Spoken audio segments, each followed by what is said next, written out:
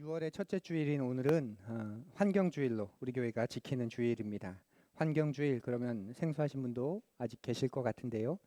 한국 교회에서 크게 기념하고 있지는 않지만 점점 많은 교회들이 환경 위기와 또 생태 환경 보존이 얼마나 중요한지를 인식하면서 점점 지키는 교회들이 늘어나고 있습니다. 그래서 환경주일 혹은 창조주일 혹은 생태주일 이런 이름은 다르지만 하나님이 만드신 세상 사람이 살아가는 토대가 되는 창조 세계를 보존하기 위해 애를 쓰고 있습니다. 우리는 설립된 첫 해부터 6월 첫째 주일을 환경주일로 기념하고 하나님 만드신 세상을 또 우리가 바르게 경영해야 되는 책임이 있다는 걸 계속 우리 스스로에게 다짐하고 있습니다. 최근에 비가 정말 많이 내렸지요. 우리는 이렇게 기후 하나에 영향을 받을 수밖에 없는 존재입니다. 그런데 자주 잊어요. 내가 이 세상 속에 사는 피조물이라는 것을 자주 잊습니다. 그것을 잊으니까 신이 되려고 하고 모든 것이 나를 위해 있다고 여기게 되는 것이지요. 환경주일은 그런 우리에게 조화롭게 사는 법을 가르쳐주는 그런 주일이 됩니다. 조화롭게 살기 위해서는 반드시 애를 써야 하지요. 왜냐하면 본능대로 살지 않기 위해서입니다. 그래서 생각하고 고민하고 절제하고 자족하고 불편을 감수하고 때로는 당연하게 여기고 그럴 때 우리는 이 자연과 더불어 살 수 있습니다. 우리 교회는 최대한 일회용기를 자제합니다. 교회 3층에 가시면 개인별 머그컵이 다 있습니다.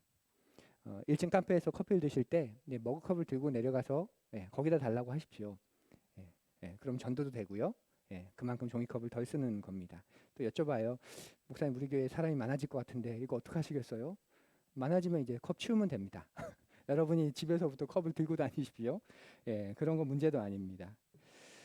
또 여러분이 보시는 그 주보에 삽지된 설교 노트는 재생지를 사용합니다. 재생지를. 종이의 질감, 인쇄 질 그렇게 나쁘지 않죠. 우리가 부득이하게 써야 되는 종이는 기존에 있던 종이를 다시 재활용하는 그래서 그만큼 나무를 덜 베도 되는 그런 재생지를 사용하고 있습니다. 또 교회에서 사용하는 거의 모든 건전지는 지금 충전지를 사용하고 있고요. 화장실에서 사용하는 휴지도 여러분 몰랐을 거예요. 여러분 마음대로 그 뽑아 쓰지 말라고 저렇게 조금씩 나오는 거 제가 일부러 일부러 설치한 겁니다. 그래서 뽑다 보면 여러분 뽑으면 왠지 모를 약간의 죄책감이 들지 않으세요? 모르셨죠? 또 재활용 분리수거는 최대한 바르게 하려고 하고 있습니다.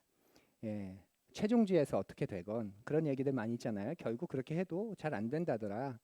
그런데 최종지에서 분리수거가 최종적으로 수거되는 그 수거지에서 어떻게 되든지 그건 우리의 역할이 아니고 우리는 우리가 해야 할 역할은 제대로 하자는 그런 마음입니다.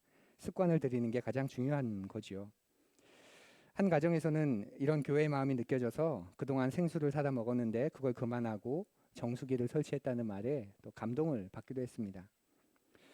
우리 교회는 기독교 환경연대에서 수여하는 녹색교회상을 작년에 받았습니다.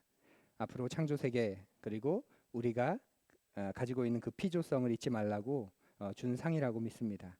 그래서 우리 교회는 녹색교회 네트워크라고 하는 녹색교회들의 모임에 또 소속되어 있습니다. 그래서 매년 환경주일에 여러분이 들으신 헌금 가운데 일정액은 기독교 환경운동 연합의 선교 헌금으로 오늘 드려진 헌금은 전달됩니다. 그렇게 우리가 환경주일 주보에서 보았을 때 환경주일 한 번 더 생각해 보시고 그렇지 중요하지 그런 마음으로부터 이 세상을 바르게 경영하는 그것이 시작됩니다. 오늘은 에스더서 6번째 이야기인데요. 예전에 거짓말에 중독돼서 결국 거짓을 현실로 여기면서 살아간 한 여고생의 이야기를 굉장히 충격스럽게 들었던 적이 있습니다. 사람들의 관심을 끌기 위해 이 여고생은 상습적인 거짓말을 하고 그러다가 결국 자신이 한 거짓말을 분간하지 못하게 돼서 그 거짓에 갇혀서 사는 그런 아이의 이야기였습니다. 이게 정신의학 전문 용어로는 리플리 증후군이라고 부릅니다. 그러니까 거짓이 결국 자신을 잠식해버리는 거죠. 거짓을 아무렇지도 않게 이야기하다 보니 어느 순간 거짓과 현실이 구분되지도 않고 그래서 결국 거짓에 갇혀 살게 되는 겁니다. 살다 보면 때론 거짓이 빠른 것 같긴 합니다. 또 때론 거짓이 더 효과를 가져오는 것 같기도 합니다. 그래서 거짓말을 하고서 어쩔 수 없었어 라고 스스로 위로하기도 합니다. 하지만 거짓은 그 자체로 우리를 파멸시킨다는 것 여러분 아시죠? 거짓은 그 자체로 우리를 파멸시킵니다. 여고생의 모습처럼 거짓을 통해 아무리 사람의 인정을 받고 사람의 찬사를 받고 때로는 큰 이익을 본다고 해도 거짓은 그 자체로 우리의 양심을 죽이고 우리의 이성을 마비시키고 우리의 기억을 추하게 만듭니다. 그래서 거짓은 거짓에 의해 망할 수밖에 없습니다. 오늘 본문을 보면 거대한 악이 등장합니다. 바로 하만이라고 하는 거대한 악인인데요.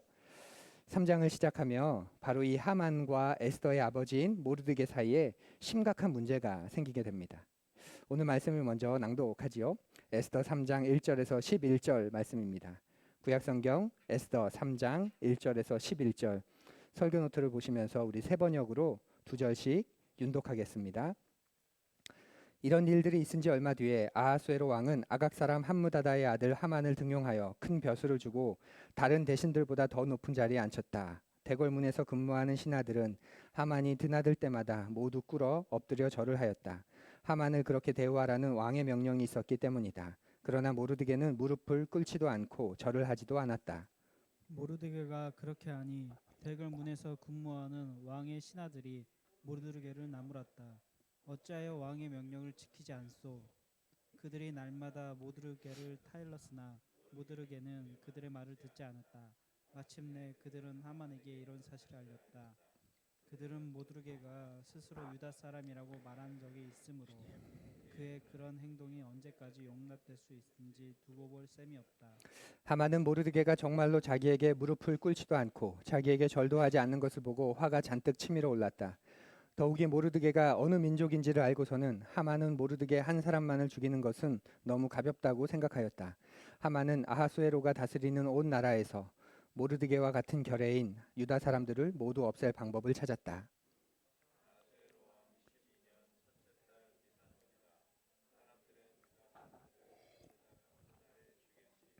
그날을 받으려고 하만이 보는 앞에서 주사위의 일중인 불어를 던졌다. 주사위가 12달째인 아달월 13일에 떨어졌다. 하만은 아하수에로 왕에게 말하였다.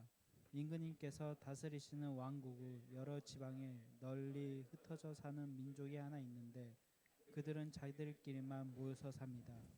그들의 법은 다른 어떤 백성들의 법과는 다릅니다. 더욱이 그들은 임금님의 법을 지키지 않습니다. 임금님께서 그들을 그냥 두시는 것은 유익하지 못한 일이라 생각합니다. 임금님께서만 좋으시다면 그들을 모두 없애도록 조서를 내려주시기를 바랍니다. 그러면 저는 은화 10,000달란트를 임금님의 금고 출납을 맡은 관리들에게 주어서 입금시키도록 하겠습니다. 그러자 왕은 자기 손가락에 끼고 있는 인장 반지를 빼서 아각 사람 함무다다의 아들인 유다 사람의 원수 하만에게 맡겼다. 왕이 하만에게 일렀다. 그 돈은 경의 것이요 그 백성도 경에게 맡길 터이니 알아서 좋을 대로 하시오. 아멘. 이 당시의 신분 서열로 보면 그 정치 서열로 보면 하만이 모르드게보다 훨씬 높다는 걸 우리가 이 본문에서 알 수 있습니다.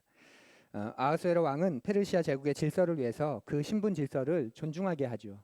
그 질서를 존중해야 그 질서의 최고 정점에 있는 자기가 당연히 존중을 받게 되기 때문이죠. 낮은 신분의 사람들은 낮은 서열의 사람들은 자신보다 높은 신분의 사람들에게 높은 서열의 사람들에게 인사하도록 그렇게 명령합니다. 왜냐하면 페르시아가 식민 사업을 통해서 정복을 통해서 이루어진 굉장히 그 다문화 또 다민족 그런 식민 국가이기 때문에 모든 민족 또 모든 그런 문화의 반란을 없애기 위해서는 그런 아주 강력한 그런 질서 구조를 세우는 게 중요합니다. 그런데 오늘 본문을 보면 모르드게는 자신의 상전인 하만에게 인사하지 않습니다. 2절을 다시 들어보십시오. 대궐문에서 근무하는 신하들은 하만이 드나들 때마다 모두 꿇어 엎드려 절을 하였다. 하만을 그렇게 대우하라는 왕의 명령이 있었기 때문이다. 그러나 모르드게는 무릎을 꿇지도 않고 절을 하지도 않았다. 우리가 이 말씀에서 오해하지 말아야 되는 게 하나 있는데요. 꿇어 절하였다라는 표현입니다. 오늘의 의미로 보면 꿇어 절하였다. 숭배, 경배의 표현이죠. 그런데 당시의 의미로 보면 격식을 차린 인사 정도입니다. 그러니까 우리의 사극을 한번 떠올려 보십시오. 사또 같은 어떤 관리, 뭐 정승, 그런 왕 이런 높은 지위에 있는 사람들이 길에 행차하면 모든 사람들이 그 자리에 꿇어서 엎드립니다. 오늘날 그러면 인격 모독이고 인권 침해라는 말을 듣겠지만 당시에는 격식을 차린 인사입니다. 지존한 존재에게. 그러니까 우상 숭배와 같은 절이 아닌 거죠. 모르드게는 지금 하만에게 인사를 하지 않는 겁니다. 인사를. 꿇어 절여야 했다 그러면 자꾸 약간 우리가 이 의미를 훼손할 수 있는데 모르드게는 지금 하만에게 인사를 하지 않는 겁니다. 모르드게가 왜 하만에게 인사를 하지 않았을까요? 본문에는 나오지 않지요. 그래서 어렵습니다. 이유를 알면 속이라도 시원할 텐데 왜냐하면 모든 일의 발단이 여기에서 시작되기 때문에 그렇습니다. 이 행동에서. 모르드게가 하만에게 인사하지 않는 것으로 엄청난 일이 시작되게 됩니다. 물론 하만 자체가 굉장한 악인입니다. 그렇지만 그에게 빌미를 제공한 게 모르드게이죠. 모르드게. 그리고 그 일이 커지고 커져서 결국 모든 유대인들을 죽이는 왕의 명령이 떨어지게 됩니다. 도대체 모르드게는 왜 하만에게 인사하지 않은 걸까요? 여기에 대해서는 전통적으로 세 가지 해석이 있습니다. 첫 번째는 모르드게의 교만으로 보는 입장입니다. 하만의 지위에 자신이 있어야 하는데 그러지 못하는 것에 연연해서 이런 행동을 했다는 것이지요. 근데 이런 입장은 얼마든지 상식적으로도 좀 받아들여지기도 합니다. 하만 자체가 굉장한 악인이잖아요. 당시에도 그랬습니다. 그러니까 그에 대한 악감정이 충분히 있겠지요. 우리도 그런 마음이 있지 않습니까? 정말 인사조차 하기 싫은 사람이 있습니다. 그 성품, 그 인격, 그 행동, 와 정말 마음에 들지 않고 정말 어쩔 수 없이 나보다 더 힘을 가지고 있고 높은 지위에 있고 인사권자이고 또 상사이고 뭐 여러 가지 상황 때문에 내가 어쩔 수 없이 그냥 가만히 있긴 하지만 정말 대면하고 싶지 않은, 말도 섞고 싶지 않은, 인사조차도 하고 싶지 않은 그런 사람들이 있습니다. 그러니까 첫 번째, 왜 모르드게가 인사하지 않았을까? 바로 이런 입장이라는 거죠. 또 두 번째는 종교적인 신념에서 기인한 것으로 보는 입장입니다. 어쩌면 여러분이 가장 많이 들은 그런 말인지도 모르겠습니다. 모르드게는 하나님 외에 누구에게도 절하는 것을 거부했다는 입장이지요. 그런데 만일 그렇다면 모르드게는 모든 사람에게 절하는 것을 거부했어야 합니다. 심지어는 아하수에로 왕에게도 절을 해서는 안 됩니다.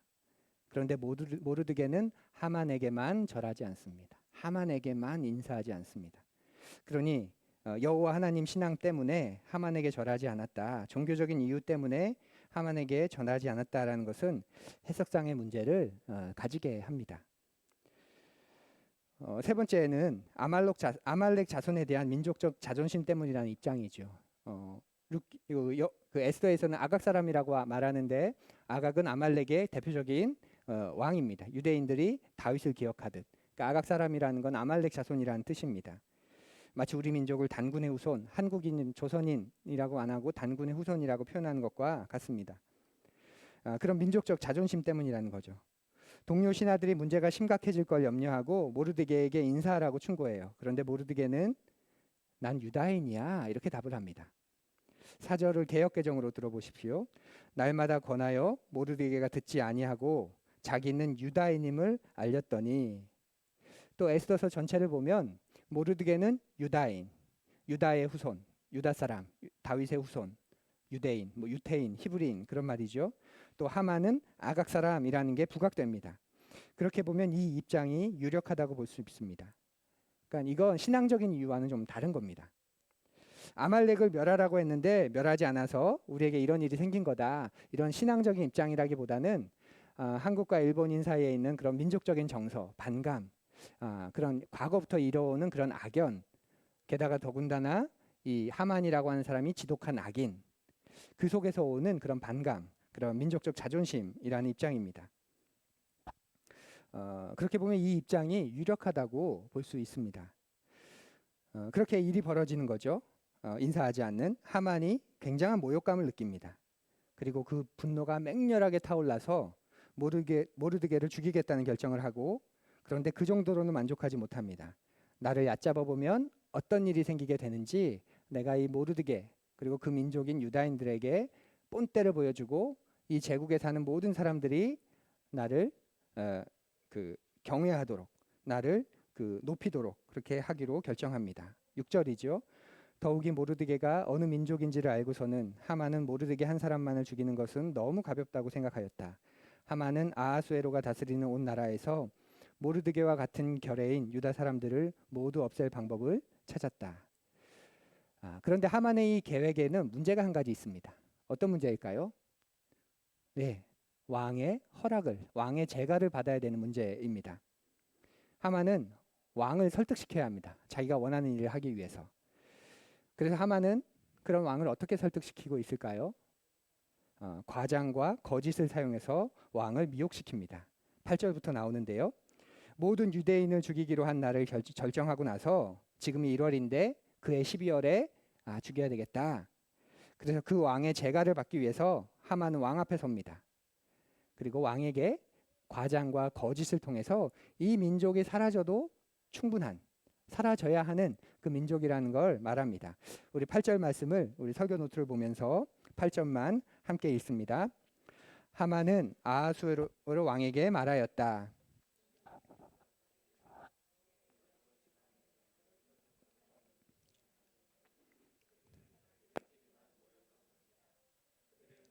다른 어떤 백성들의 법과는 다릅니다. 더욱이 그들은 임금님의 법도 지키지 않습니다. 임금님께서 그들을 그냥 두시는 것은 유익하지 못한 일이라고 생각합니다. 예, 눈으로 계속 8절 한번 읽어보십시오. 지금 하만이 유대인들을 아하수에로 왕에게 지금 어떻게 설명하고 있습니까? 여러 가지 표현들이 나오죠. 그 첫 번째가 흩어져 사는 민족이 하나 있다. 한 민족이라고 말하고 있습니다. 예, 한 민족이라는 표현을 쓰면서 민족의 이름을 밝히고 있지 않습니다. 이게 무슨 의미인지 아시겠어요? 민족의 이름이 있는데 그 민족의 이름을 밝히지 않고 그냥 한 민족이 있어요. 그냥 흩어져 사는 민족 가운데 하나가 있어요. 이렇게 말하는 거예요. 마치 이름 없는 민족처럼, 정체성도 없고 뿌리도 없는 민족처럼 지금 사소하게 취급하고 있는 겁니다. 구체화시키지 않는 거죠. 막연하게, 어렴풋하게, 실체 없이 느끼도록 그래야 그래? 그럼 그렇게 해. 이런 왕의 허락을 이끌어내기 위해서 지금 그런 과장과 거짓의 방법을 쓰고 있습니다. 여러분, 이름은 실체를 가져다 줍니다. 이름이 뭘 가져다 준다고요? 예, 이름은 실체를 가져다 줍니다. 우리가 서로 그래서 이름을 아는 것이 굉장히 중요합니다.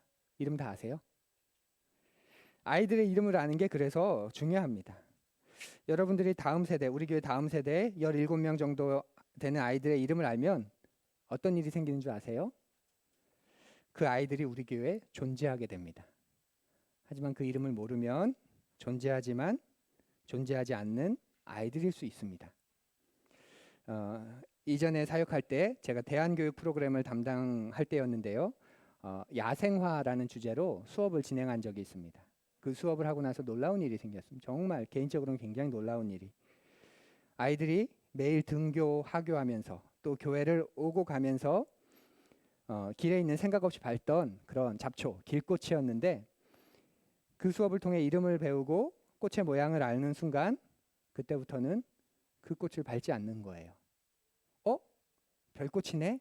와, 꽃말이다. 그리고 소개해 주는 겁니다. 이 꽃이 뭔지 알아? 이거 달걀 후라이꽃, 이거 개망초야.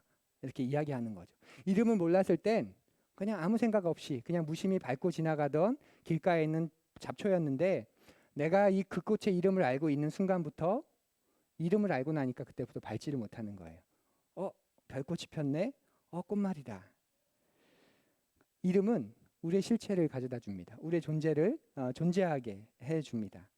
그런데 하만은 아하수에로에게 유대인들을 이야기하면서 마치 이름도 없는 그만큼 의미도 없고 존재도 없는 실체 없는 민족으로 느껴지게 이야기합니다. 거짓이죠. 한 민족을 이야기하는 사실처럼 들리지만 거짓입니다.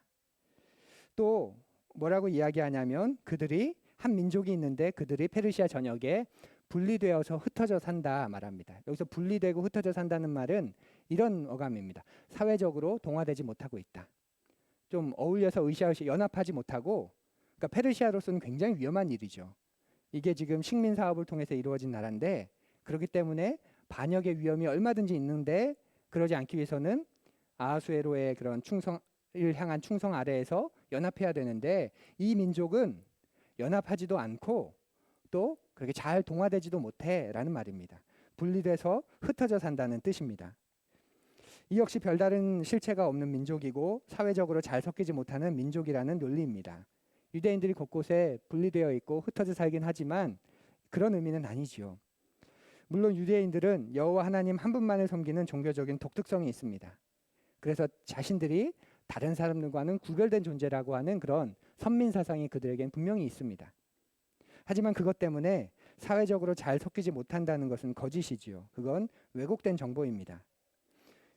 지금 당장 모르드게만 봐도 성에 근무했다는 건 고위 관리직이라고 보시면 됩니다.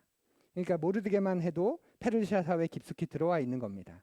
이런 유대인들이 많다는 걸 모르드게가 단적으로 보여주는데 하만은 그들은 잘 어울리지도 못하고 동화되지도 못하고 연합하지도 못하고 그렇게 그냥 흩어져서 자기들만의 세상처럼 살고 있다. 이렇게 자기의 말을 정당화하려고 과장된 거짓을 사용하고 있습니다. 또 다른 거짓은 뭐지요? 한 민족이 있는데 분리돼서 흩어져서 연합도 하지 못하고 그렇게 살아가는데 또 이 사람들은 자기들만 지키는 법률이 있다 이렇게 또 이야기합니다. 이게 다르다. 만민과 다르다. 이 페르시아와 다르다. 우리와는 다른 이런 그 법률을 가지고 있다 이렇게 말합니다. 어떻게 생각하십니까? 유대인들에게는 물론 그들만의 율법이 있고 전통이 있습니다.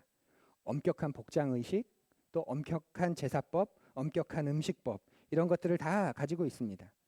하지만 그건 유대인이라는 여호와 하나님의 백성이라는 자신들의 정체성을 드러내기 위한 그런 선에서 그들이 간직하고 지키는 것이지 마치 페르시아의 법률을 그러니까 거부하고 반대하고 페르시아의 법률을 저항하고 지키지 않으려고 애쓰는 그런 건 아니지요.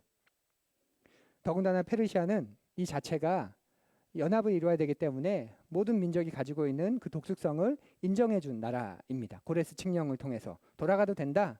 너희들의 나라 돌아가도 된다. 그곳에서 너희들이 신을 섬겨도 된다. 다만 너희들이 페르시아 제국의 백성인 것. 이 페르시아 왕의 통치를 받는 그 왕의 신하인 것. 그것만 잊지 말아라. 그러니까 페르시아 제국 자체가 그런 것들을 융통성 있게 받아들여주고 있습니다. 그런데 하만의 고발에는 사실 비슷한 모습 하나와 그리고 그것에 대한 허위, 과장이 숨어 있습니다. 마치 지금 모르드게가 인사하지 않는 건 이들이 가지고 있는 율법 때문이라고 오해하게 하는 거죠. 지금은 저로 끝났지만 이게 왕 당신을 향한 것이 될 수도 있습니다. 이렇게 거짓으로 이야기합니다. 또 8절에 보면 끝으로 그들은 왕의 법률을 지키지 않는다라고 적극적으로 말합니다. 문제의 시작은 모르드게입니다. 왕의 명령에 낮은 지위의 사람들이 왕이 세운 높은 지위에 있는 사람들에게 인사해라. 그게 왕의 명령입니다. 그런데 모르드게가 그것을 거부하지요. 그러니까 이 자체만으로는 사실입니다. 왕이 명령을 내렸는데 그 명령을 모르드게가 지키지 않는 거예요. 그런데 어떤 문제가 있습니까? 어떤 심각한? 모르드게의 이런 행동을 민족의 문제로 가져와서 확대 해석을 하는 전혀 근거 없는 것이죠. 그렇기 때문에 그 사람과 같은 이 민족들은 똑같다. 다 같다.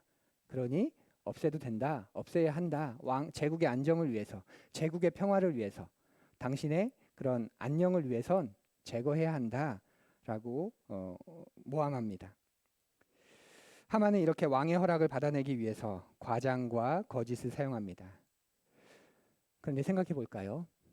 이게 어디 하만만의 그런 사용 방법입니까? 이 세상이 우리를 설득시키는 방법도 과장 그리고 거짓입니다. 우리가 이 세상을 살아가며 가장 많이 듣는 이야기가 이런 과장, 거짓에 근거한 이야기들 아닌가요?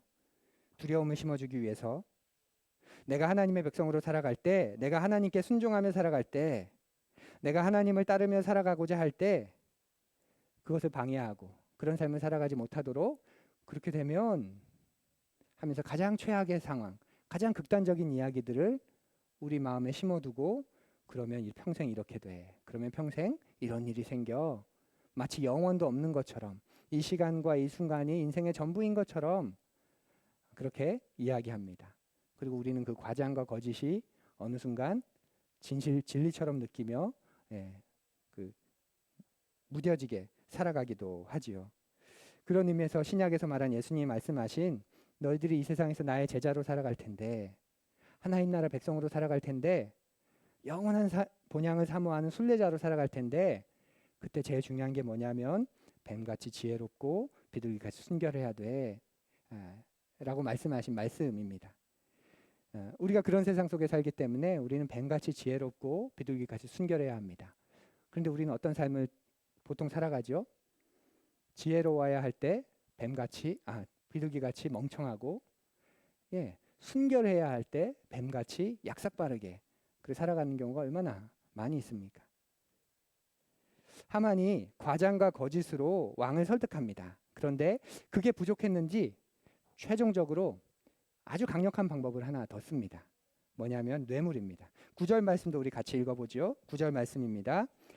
임금님께서만 좋으시다면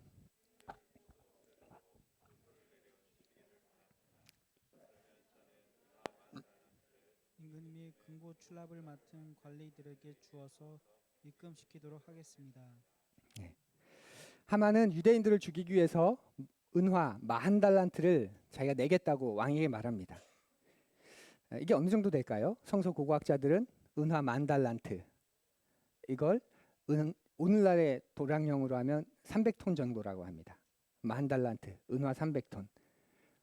그러니까 하만이라는 사람이 얼마나 권력과 부귀의 정점에 있는 사람인지 아시겠죠? 은화 300톤 더 가지고 있으니까 그 정도 내겠다고 한 거겠죠. 그리고 이 은화 300톤은 당시 페르시아 제국의 1년 예산 정도와 맞먹는다고 보는 그런 성서학자들도 있습니다. 그러니까 한 나라의 1년 예산을 자기가 지금 내겠다고 하는 겁니다. 이렇게 어마어마한 액수를 제시하면서 자신의 악을 진행시키려고 하는 거죠.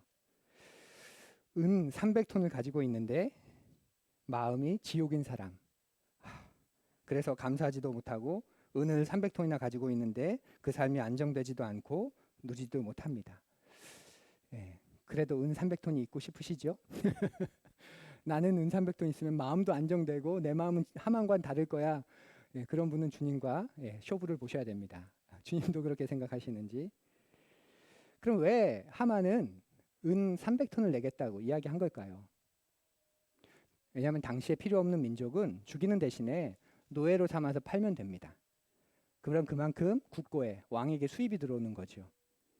그런데 지금 하만은 무슨 이야기냐면 그 수입을 내가 충당하겠다는 겁니다. 노예로 팔아서 버리면 내가 손해인데 그러니까 없애시고 제가 그것보다 더한 금액을 내겠습니다. 이렇게 말하는 거죠. 왕이 자신의 계략에 동의하지 않을까 봐 뇌물을 쓰고 있는 겁니다. 그리고 이 어리석은 왕은 우리의 기대를 저버리지 않고 하만에게 설득당합니다. 자기의 반지를 인장을 빼서 하만에게 주는 겁니다. 인장을 찍는다는 건 왕의 재가다라는 가장 강력한 표시지요. 11절을 보면 아하수에로가 하만의 은화 그 300톤을 거절한 것 같지만 뒤에 보면 에스더가 살려달라고 이야기하면서 우리 민족이 돈에 팔렸습니다. 이렇게 이야기합니다. 그걸 보면 지금 11절에 말하는 아하수에로의 괜찮다, 넣어둬라 이 말은 예의상 거절입니다. 예의상 거절. 뭐 드실래요?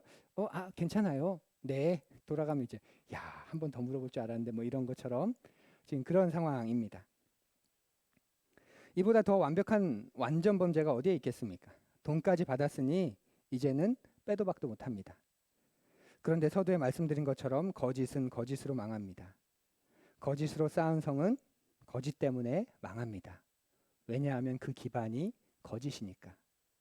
거짓에는 힘이 없습니다. 하만이 망하는 이야기는 우리가 다음 시간에 살필 겁니다. 바라기는 오늘 설교에는 드라마가 끝나는 것 같은 아쉬움이 여러분에게 있으면 좋겠습니다. 다음 주까지 어떻게 기다리지? 이런 약간. 사랑하는 푸른이 여러분, 하나님 나라는 거짓에 서 있지 않습니다. 진리에 서 있습니다. 그래서 그 어떤 음모와 거짓과 환란 속에서도 무너지지 않습니다. 오히려 더욱 밝게 빛납니다. 이것이 우리가 선을 택해야 하는 이유입니다. 진리 위에 서 있어야 하는 이유지요. 하나님이 어떤 분이신 줄 아세요? 하나님이 어떤 분이시냐면 아름다운 것들 속에서 더 아름답게 빛나는 분이십니다. 찬란한 것들 속에서 가장 찬란하게 빛나는 분이십니다. 밝을수록 가장 밝게 빛나는 분이십니다. 하나님은 하나님이 가진 빛을 드러내기 위해서 어둠이 필요 없으신 분이에요. 우리가 가진 빛을 드러내기 위해서는 어둠이 좀 필요합니다. 그런데 하나님 그분 자체가 완전한 빛이시기 때문에 아무리 찬란한 태양빛 앞에서도 그분은 더 빛나십니다. 가장 빛나십니다. 하나님에게는 어둠이 필요 없습니다. 하나님 나라가 그 하나님의 빛, 하나님의 영광 위에 세워져 있고 우리가 그 진리를 받아들이고 살아가는 사람입니다. 여러분 이 세상을 살아가면서 여러분의 마음에 거짓은 반드시 망할 수밖에 없다. 가짜는 반드시 무너질 수밖에 없다. 당장은 빠른 것 같고 당장은 그것이 온전한 것 같지만 그 기반이 거짓이기 때문에 망할 수밖에 없다. 무너질 수밖에 없다. 아니 인간 세상의 불완전함 때문에 그렇지 않은 일이 생긴다 할지라도 내가 안심하는 이유는 그분 앞에 최종적으로 결산해야 되는 그 순간이 반드시 있기 때문이다. 그런 종말론적인 그런 우리의 마음과 신앙의 사상이 있지 않으면 안 그래도 힘든 이 세상 더 힘들어지실 겁니다. 게다가 하나님까지 만족시키면서 살아야 하는데 그 삶이 결코 녹록지 않으실 겁니다. 하나님은 아름다운 것들 속에서 가장 아름답게 빛나는 분이십니다. 태양을 보면 우리가 눈부시다 하는데 하나님은 저거보다 더 눈부시구나. 태양빛도 하나님 앞에 서면 아무것도 아니구나. 우리가 지금 그걸 잘 상상할 수 없지만 오늘날의 과학들이 발견하고 있죠. 태양보다 10,000배 더 밝은, 태양보다 10만 배 더 밝은 초신성이 있다고 말하면서 도저히 우리가 상상할 수 없는 그런 그 객관적인 사실들을 이야기합니다. 그것이 우리가 가지고 우리가 섬기는 하나님의 모습입니다. 그러면 악은 그 자체로 망할 수밖에 없으니까, 무너질 수밖에 없으니까 우리는 그러면 가만히 있으면 될까요? 아니겠지요. 그럼 우리는 어떻게 악을 이겨야 할까요? 성경은 분명하게 말합니다. 선으로 악을 이겨라. 어떻게 이기라고요? 선으로 악을 이겨라. 악을 이기기 위해서 먼저 우리에게 선으로 악을 이기기 위해서 우리에게 필요한 게 뭐냐면 우리의 악한 본성을 제어하는 것이 필요합니다. 로마서 말씀 우리 같이 읽어볼까요? 설교네트에 기록되어 있습니다. 로마서 12장 17절과 18절 말씀입니다. 우리 함께 낭독합니다. 아무에게도 악을 악으로 갚지 말고 여러분 쪽에서 할 수 있는 대로 모든 사람과 더불어 화평하게 지내십시오. 분명하게 말하지요. 악을 이기는 방법, 선으로 악을 이겨라. 모든 인간, 모든 세대는 악으로 악을 갚는 게 정상이라고 여깁니다. 그게 정의입니다. 눈에는 눈, 이에는 이, 모세도 이야기하는 거죠. 모세 율법에도. 그래서 어떤 일이 벌어졌냐면 그것에 상응하는 결과가 나와야 그게 정의로운 거야 이렇게 받아들입니다. 악한 일을 하면 악한 일에 상응하는 처벌을 받아야 한다고 여깁니다. 그게 정의의 기본 개념입니다. 정의의. 그런데 이런 정의감, 정의가 실현되기를 바라는 마음과 함께 우리 속에는 또 어떤 마음이 있습니까? 우리 속에 한편에는 보복심리, 개인적인 보복심리가 있습니다. 우린 대부분 이게 정의야, 이건 정의가 시행되어야 하는 거야 라고 말하지만 그때 우리 속에는 보복하고 싶은 마음이 있습니다. 선으로 악을 이긴다고 할 때 가장 중요한 원리가 바로 그겁니다. 우리 속에 있는 악한 본성을 제어하는 것. 정의를 시행하는 것은 굉장히 좋은 일이지만 정의를 시행한다는 명분하에 내가 분풀이하고 싶은 것, 내가 원수 갖고 싶은 것, 내가 처벌하고 싶은 나의 본성, 이런 것들은 우리가 컨트롤해야 합니다. 우리 속에는 정의를 시행해야 한다는 생각이 있습니다. 이렇게 불공평한 일이 있어서는 안 돼. 그러면서도 내가 못 먹어? 너도 못 먹어. 내가 아파? 왜 나만 아파야 돼? 너도 고통을 받아야 돼. 나만 받을 순 없어. 이런 보복 심리가 우리 속에 있습니다. 여러분 혹시 그런 생각 가져보셨어요? 네가 나한테 어떻게 이렇게 할 수 있니? 너 나한테 한 번만 진짜 벌려봐. 이런 마음 드셔본 적 있으십니까? 네가 나한테 어떻게 그럴 수 있어? 정의감이지요. 그런데 너 나한테 한 번만 걸려봐.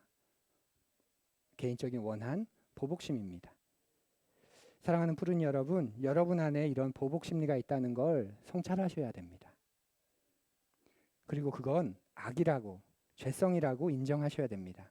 정의가 시행되는 건 하나님의 성품이지만 그 밑에 나의 보복심리가 깔려 있다면 죄송합니다. 그건 악입니다. 악한 겁니다. 그렇게 우리가 선으로 악을 이기기 위해서 기억해야 하는 건 정의를 시행해야 하지만 우리 속에 있는 악한 본성을 제어해야 한다는 사실을 기억해야 합니다. 아, 내가 지금 잘못하고 있구나. 아, 이게 아니구나. 이런 자기 성찰이 반드시 있어야 선으로 악을 이기는 그 출발점이 바르게 되는 거죠. 안 그러면 정의라는 명분 하에 내 보복 심리, 내 원한, 내 감정, 그걸 성취하는 수단으로 정의를 삼는 겁니다. 또 우리는 선으로 악을 이기기 위해 선을 행해야 하는데 그때 선은 당연히 하나님께로부터 나온 선이어야 합니다. 하나님께로부터 온 선의 특징이 뭘까요? 하나님으로부터 나오는 선의 특징. 기본적으로 이건 생각과 행위를 모두 포함하죠. 무엇이 선한 것인가를 생각하고 그리고 그걸 행하는 겁니다. 단순히 생각만 하는 것도 옳지 않고 또 생각하지 않고 이게 선일 거야 하고 행동하는 것도 위험합니다. 선은 반드시 하나님께서 주시는 선은 반드시 생각을 통해 행동이 나타나게 되는데 그 선은 모든 사람이 보기에 선이어야 합니다. 모든 사람이 보기에 선. 흔히 말하는 보편적 선. 이게 왜 중요할까요? 하나님께로부터 온 선은 많은 경우에 다른 사람이 눈에 보기에도 선해 보이기 때문입니다. 그래서 하나님께서 우리에게 주시는 선은 보편적인 선일 때가 옳은 선이라고 우리가 판별할 수 있습니다. 나만 옳다고 생각하는 선은 하나님께서 주신 선이 아닐 가능성이 굉장히 높습니다. 하나님이 보시기에 선인 것은 보편적인 사람들이 볼 때도 선할 때가 많습니다. 소위 신실하다는 일부 그리스도인들이 가진 맹점이 여기에 있죠. 내 마음이 그러하니 이게 선이야 라고 여깁니다. 내가 좋은 마음을 가지고 있으니까 그래서 그걸 선이라고 여깁니다. 그런데 다른 사람들이 보기엔 그게 선 같지가 않아요. 이게 대표적으로 나타난 데가 어디죠? 전도할 때 아닌가요? 전도는 매우 선한 일이죠. 전도보다 선하고 아름답고 귀한 일이 어디에 있습니까? 그런데 상대방의 상태를 고려하지 않고 내가 복음을 전하려고 할 때 사람들의 눈에 선하게 보이지 않게 되는 겁니다. 그렇게 전하면 안 되는 거죠. 기다려줘야 하고 인격적으로 대우해줘야 합니다. 그런데 복음 전하는 게 너무나도 선한 일이어서 상대방의 눈, 다른 사람의 눈을 의식하지 않는 사람들이 있습니다. 지하철에서 꾸짖듯 외치는 예수천당 불식주뿐만 아니라 개인적인 관계에서도 굉장히 무례한 그리고 굉장히 그 모욕감을 느끼는 그런 전도 방법을 하는 사람들이 많이 있습니다. 그러면서도 나는 지금 진심이니까, 나는 선하니까 그렇게 여기는 거죠. 내가 하는 일이 선한 것인가를 판단할 때 중요한 논점은 이것이 보편적으로 사람들에게 선하게 받아들여질 것인가 하는 겁니다. 이런 기독교적 상식, 근데 이게 기독교적 상식이 아니라 일반적인 상식이죠. 이런 일반적인 상식이 필요합니다. 그런데 많은 그리스도인들이 믿음이라는 미명하에 이런 일반적인 상식을 무시합니다. 나한테만 내 눈에만 선한데 하면서 행해버려요. 대표적인 사건이 뭘까요? 우리 주변에서 우리가 공감할 수 있는 대표적인 사건, 사랑의 교회가 자신들의 건축 부지가 아닌 서초 구민들과 공용으로 써야 하는 부지의 지하를 은근슬쩍 확장해서 써버려서 법원으로부터 판결받고 또 어려움을 당하는 모습이 그것입니다. 나중에 결국 잘 쓸 거라고, 다 양도하고 쓸 거라고 그렇게 이야기했다고 하지요. 또 명성교회의 세습 사건이 이런 관점에서 보아야 하는 겁니다. 모든 사람이 보기에 선하지 않다는 걸 생각하지 않은 데서 온 겁니다. 내가 선한 마음으로 하고 있으니까 이게 선하다고 생각하니까 딱 거기까지만 생각하고 행해버리니까 다른 사람이 보기에 다른 사람들이 공감하기에 어떤 진을 놓쳐버리는 거죠. 사랑하는 푸린 여러분 오해하실까 봐 드리는데 이 말은 모두를 만족시켜야 한다는 말이 아닙니다. 다른 사람의 눈을 만족시키라는 것도 아닙니다. 보편적인 선을 추구해야 한다는 겁니다. 보편적인 선을 우리는 추구해야 한다. 그런데 그런 것을 많이 애쓰지 않아요. 그냥 내 마음이 선하니까 내 동기가 바르니까 그냥 이렇게 하는 게 옳은 거니까 그러면서 독불장군식으로 끌고 가버리는 그러다 보면 다른 사람이 보기에도 선하지 않은데 그걸 놓쳐버리게 되는 거죠. 그리고 이런 선으로 악을 이기려고 할 때 우리에게 필요한 또 한 가지는 그렇기 때문에 건강한 어쩌면 일종의 승부근성, 운동선수와 같은 그런 승부욕, 승부근성이 있어야 됩니다. 선은 질 수밖에 없다는 믿음을 가진 사람들이 의외로 있어요. 착하게 살면 안 돼. 나만 손해봐. 우리는 선을 행하는데 승부근성을 가지고 있어야 됩니다. 말씀하시잖아요. 악에게 지지 말고 선으로 악을 이겨. 지지 마. 이겨야 돼. 이 말 자체가 승부근성을 가지라는, 승부욕을 가지라는, 승부를 걸라는 말입니다. 그리스도인은 단순하게 착하게 사는 사람들이 아니라는 거죠. 그래서 우리가 선을 행한다는 건 악에게 이용당하지 않는다는 뜻이 있다는 걸 여러분 기억하십시오. 결혼생활, 직장생활, 이성교제 뭐 이런 것 속에서 악에게 이용당하면서 내가 선을 행하고 있다. 그렇게 여겨서는 안 됩니다. 선은 악에 이용당할 수 없습니다. 선을 행해야 하기 때문에 상대방에게 이용당하는 건 옳지 않습니다. 만일 내가 하는 행위가 상대방을 더 악하게 만든다면, 그리고 내가 그를 하나님께 더 심판받을 자리에 나아가게 만들면서 선을 행하고 있다면 그건 선으로 악을 이기는 게 아니라 악에게 지고 있는 겁니다. 왜냐하면 내가 선을 행하면 행할수록 그를 더 악한 사람으로 만들고 있기 때문이죠. 쉽지 않은 일입니다. 선으로 악을 이긴다는 것. 하지만 인류의 역사에서 사람들에게 놀라운 영감을 불어일으키는 사람들을 보면 대부분 힘으로 세상을 정복한 사람들이 아니라 이런 선으로 악을 이긴, 사랑으로 세상을 정복한 그런 사람들의 모습들입니다. 저는 넬슨 만델라를 굉장히 좋아하는데요. 참 위대한 사람이라고 느낍니다. 너무 긴 이야기가 될 것 같아서 못하지만 그분을 통해서 인간다움에 대한 그런 통찰을 많이 얻었습니다. 인간다움이란 무엇일까? 그가 대통령이 되고 난 다음에 힘을 가지고 보복하려고 했다고 한번 생각해 보십시오. 우리나라에 있는 많은 정치꾼들처럼 말이죠.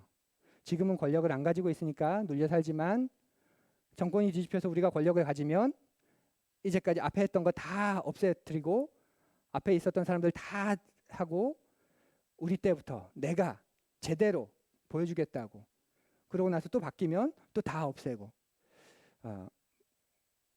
그렇게 하지 않았지요. 만델라는 자기가 대통령이 되고 난 다음에 이 민족의 아픔을 치유할 수 있는, 이 갈등을 치유할 수 있는, 여전히 그게 진행 과정 중이지만 자기가 자기의 원한을, 자기의 보복심을 드러내지 않는 것, 포용하는 것, 그것이라고 알고 평생을 그렇게 살았습니다. 그래서 초반에 많은 흑인으로부터 공격을 당했죠. 오히려 당신을 세우면 이제 우리가 우리의 자존심을 회복할 수 있을 줄 알았는데 어떻게 그렇게. 그렇지만 결국 그 마음과 진심을 알게 되었습니다. 만델라가 그런 마음을 품지 않았다면 남아프리카 공화국의 그 심각하고 아픈 문제가 해결은커녕 지금은 더 지옥 같은 사회가 되었을 겁니다. 우리에겐 이렇게 사랑으로 세상을 이기는 그런 사람들이, 또 그런 믿음이 필요합니다. 이와 관련해서 한 신앙인의 감동적인 이야기가 있는데요. 이분은 미국의 한 방위산업 기업체에서 근무하셨던 분입니다. 그런데 그러다가 한국에서 잡 오퍼를 받게 되고 한국으로 와서 좀 지내고 싶다는 하나님의 인도하심이 아닐까 하는 그런 마음으로 이제 한국으로 오기로 결정하고 사임을 합니다. 근데 그 과정 속에서 그 기업의 고발로 인해서 어려운 일을 당하게 됩니다. 그러니까 그 스파이라는 거죠. 스파이. 이 방위 기밀을 가지고 한국으로 건너가서 전하려고 하는 거다. 그래서 그 기업의 고발로 연방수사기관으로부터 국가 스파이로 몰립니다.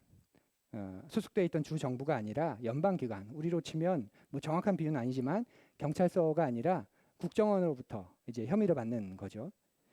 그런데 아무런 혐의가 없고 증거도 없는데 계속해서 물고 늘어지는 시간이 길어지게 됩니다. 증거가 나오지 않는데도 위협하고 또 회유도 하고, 그 속에서 하나님께서 믿음을 주시고 또 확신도 주시고 또 경험하게 하시는 그런 놀라운 환상들도 있어서 그 힘으로 견뎠습니다.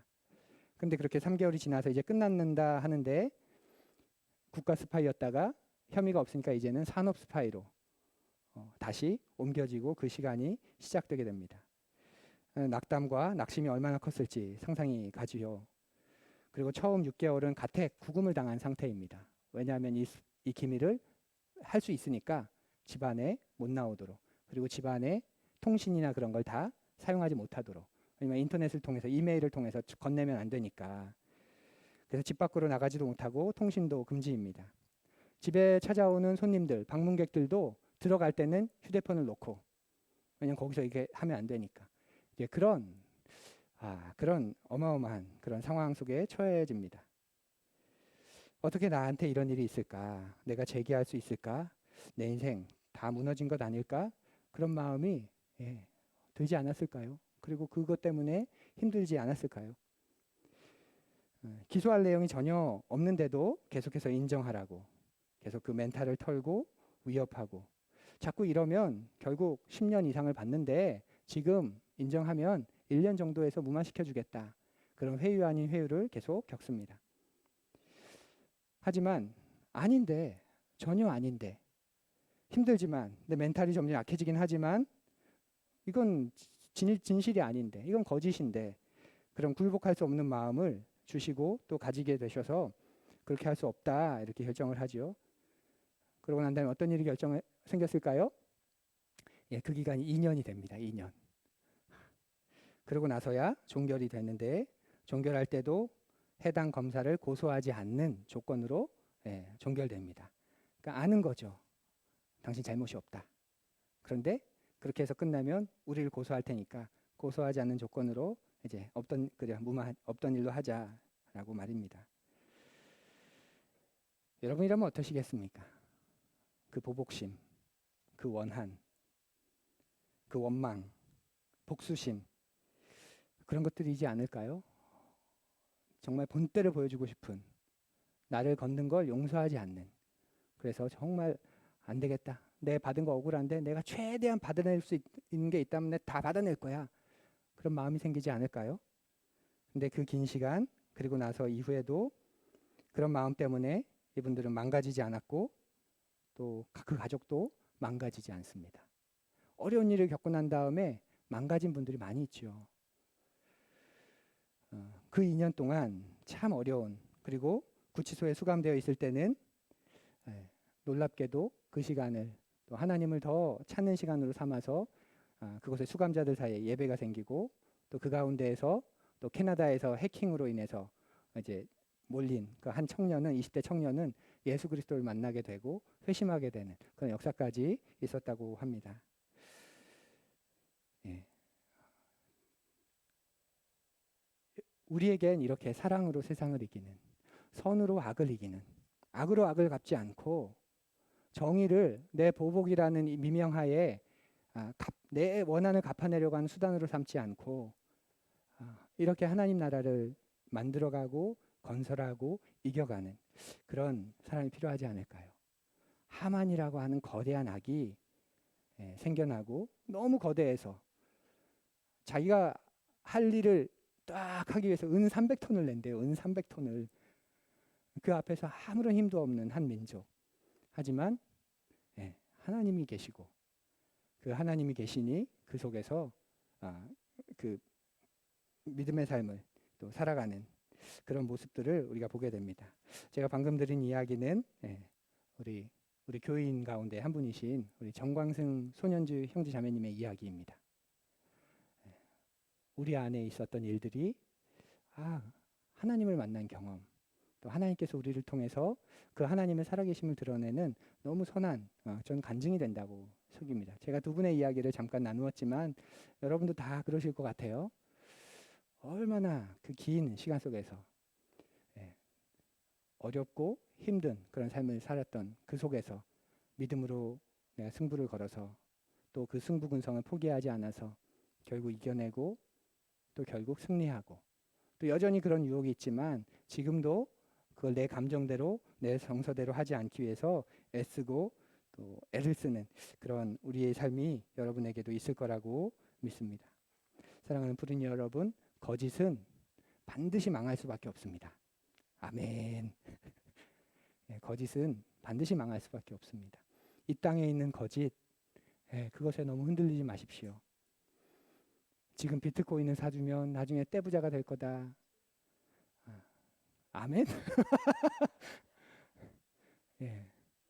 여러분, 그런 과장과 거짓에 속아서 여러분의 삶이 망가지지 않기를 원합니다. 그리고 선으로 악을 이기는 그 삶을 여러분이 경험하고 그 속에서 말할 수 없는 그런 놀라운 그런 하나님의 은혜를 느끼고 또 경험하기를 간절히 바랍니다. 우리 잠시